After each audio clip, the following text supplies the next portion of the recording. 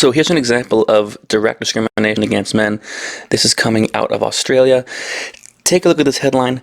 Budget. Pandemic affected unemployed New South Wales women entitled to $5,000 grant payment. So this is a welfare program for people who lost their jobs and don't have any money because of COVID, because obviously people need money to live and buy food. It's in New South Wales, which is what the NSW is. It's a state in Australia. It's a good idea, right? I mean, I think that's what people pay taxes for, to have programs in an emergency so they can buy food and afford to live.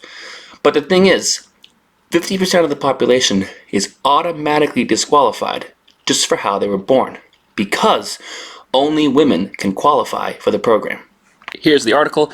And by the way, Australia uses dollars too, which I didn't always know that, in case that's confusing. But anyway, women in New South Wales who have found themselves unemployed due to the pandemic will be offered back-to-work grants of up to $5,000. The payments have been handed down as part of this year's New South Wales budget, which comes after coronavirus impacted employment, with workers losing jobs across several industries. So right off the bat, unemployed men are ineligible and can't get this $5,000. Why? Like, what's the point of excluding men? How does it help women to say, well, only women can get it and men can't get it? Like, why not also give it to an unemployed man? I'm pretty sure men still need food to eat to survive, right?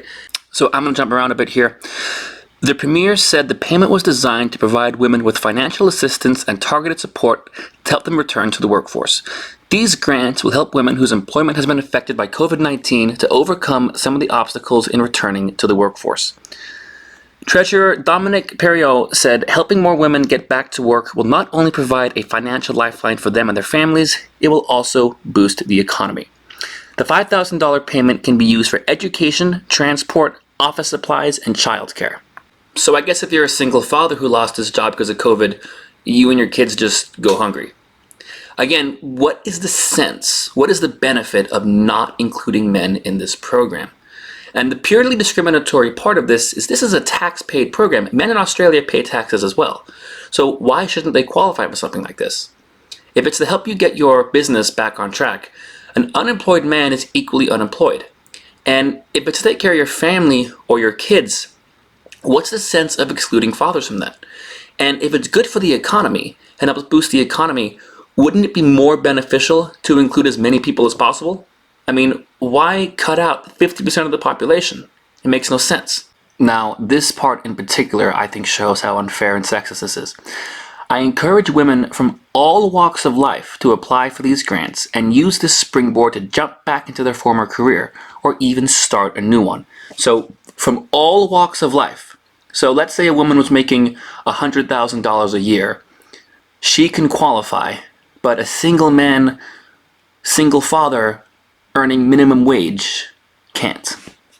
I mean, that's completely messed up when you think about it. A woman who's very wealthy and doesn't really need it can still qualify. But a man who's like desperately hungry and has been out of work for a very long time or has kids to feed can't, just because he's a man.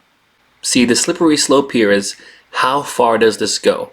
Because once you've established a precedent for being able to completely ignore the Constitution, because in Australia's Constitution, equality of sexes is guaranteed, and gender discrimination is disallowed, is banned, but yet they're doing it anyway, completely legally.